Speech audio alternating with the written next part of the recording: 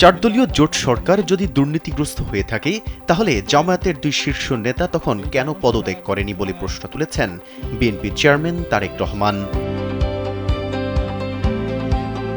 মঙ্গলবার ময়মনসিংহ জেলা circuit house মাঠে আয়োজিত এক নির্বাচনী জনসভায় সাবেক জোটসঙ্গীদের দিকে এই কঠিন প্রশ্ন ছড়েন বিএনপি চেয়ারম্যান।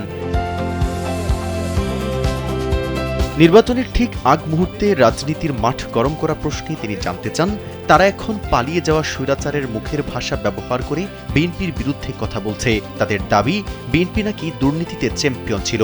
প্রশ্ন হলো, 2001 থেকে 2006 সাল পর্যন্ত বিএনপি সরকারে ওই দলটিরও দুজন মন্ত্রী ছিলেন। বিএনপি যদি এতই খারাপ হতো তবে তারা কেন তখন পদত্যাগ করে চলে আসেননি? তিনি আরও বলেন, তারা সেই সময় পদত্যাগ করে আসেননি কারণ তারা জানত বেগম খালেদা জিয়া কঠোর হস্তে দুর্নীতি দমন করছিলেন। তৎকালীন সরকারের সেই দুই মন্ত্রী জানতেন বেগম জিয়া দুর্নীতিকে প্রশ্রয় দেন না। আন্তর্জাতিক সব পরিসংখ্যান বলে পালিয়ে যাওয়া স্বৈরাচারী সরকারের সময়ে দেশ দুর্নীতিতে নিমজ্জিত ছিল।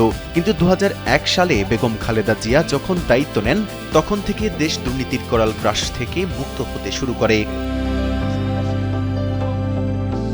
এ সময় নেতাকর্মীদের বিশেষ নির্দেশনাও দেন তারেক রহমান। তিনি বলেন, ভোটের দিন তাহাজ্জুদের নামাজ পড়ে সবাইকে নিয়ে কেন্দ্রে গিয়ে ফজরের নামাজ আদায় করতে হবে, এরপর লাইনে দাঁড়িয়ে যেতে হবে।